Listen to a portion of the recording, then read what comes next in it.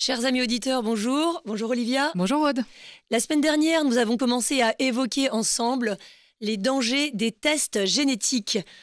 Et nous avons commencé à évoquer les difficultés liées à leur commercialisation. Alors, cette semaine, nous allons parler plus particulièrement de ce qu'on appelle les tests généalogiques. Olivia, vous nous éclairez ? Alors, ces tests généalogiques, ils visent à identifier ou à exclure des liens de parenté, par exemple entre jumeaux, entre cousins, entre grands-parents, oncles et tantes. C'est également des tests qui permettraient d'identifier des ascendances ethniques ou des tests d'ancêtres. Ils sont présentés comme très récréatifs et comme le cadeau à offrir pour un anniversaire, une fête, etc. Alors que leur fiabilité n'est pas toujours garantie, certains se jettent dessus pour découvrir une lointaine ascendance qui les fait rêver, amérindienne, caucasienne, chinoise, que sais-je. Et bien sûr, les médias relaient complaisamment des reportages dans lesquels on découvre des personnes qui ont réalisé ces tests, qui se sont découverts des liens de sang avec des inconnus et qui parcourent la planète pour se jeter dans les bras les uns des autres. Alors, on imagine que la réalité, en fait, est un petit peu moins rose. Oui, la réalité est bien moins rose parce que, comme le rappelait un sénateur, ces tests n'ont rien ni de généalogique ni de récréatif. Et au contraire, ce sont souvent des familles entières qui ont été détruites par la réalisation de ces tests. Il faut savoir que dans bien des cas, ces tests sont en réalité utilisés pour infirmer ou confirmer une paternité.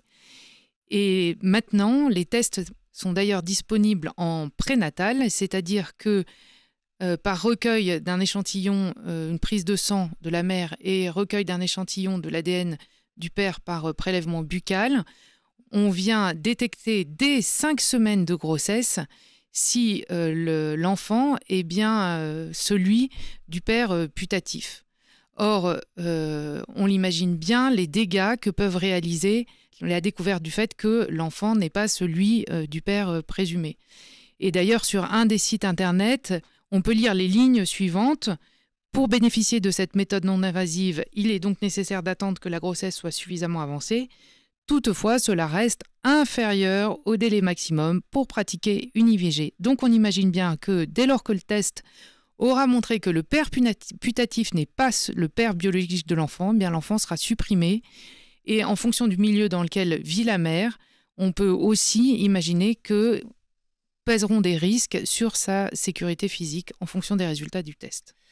Bon, et puis alors au passage, on ne peut pas s'empêcher de relever l'incohérence finalement de nos parlementaires, puisque d'un côté, on donne une importance à ce lien biologique, notamment en matière de filiation, alors que le même projet de loi s'apprête à généraliser tout azimut la conception d'enfants issus de donneurs, justement d'une manière qui prive la filiation de ce lien biologique. Oui, tout à fait. Les auditeurs de Radio Espérance s'en souviennent certainement.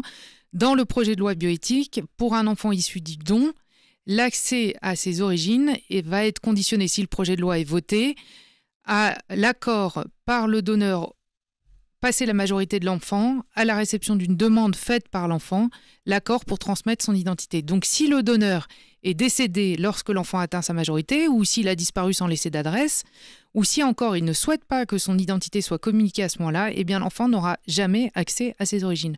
Donc d'un côté, on a des parlementaires qui dénient à un enfant issu du don le droit d'accéder à ses origines, puisque ces dispositions reviennent en fait à une négation de ce droit.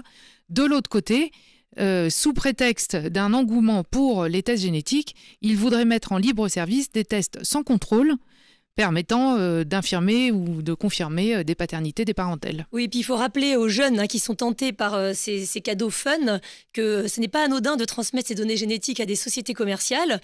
Ils transmettent des informations confidentielles relatives à leur propre santé et à celle de leurs proches. Donc il faut les mettre en garde, ce n'est ni récréatif ni amusant. C'est risqué. La semaine prochaine, on continue avec les tests prédictifs. Au revoir Olivia. Au revoir Aude.